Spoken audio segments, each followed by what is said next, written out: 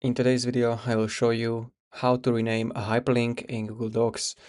Firstly, I'm going to insert one. If you don't know how to insert hyperlink, you can highlight something in your document, right-click, insert link, and you can paste your website, video, or anything that has link. Click on apply, and now you have hyperlink.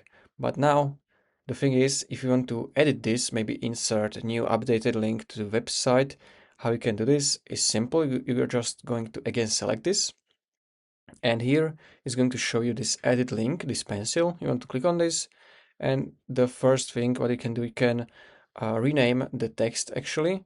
So if you want to do that, you can do that as well. So I can simply remove the text and I can type something else. And after that, if you want to change or update the website, you can basically remove the old one and you can paste a new one. And then you will just basically click on apply. And here we go. This is how you can rename or change hyperlink in Google Docs. If you found this video helpful, consider subscribing for more tutorials like this one.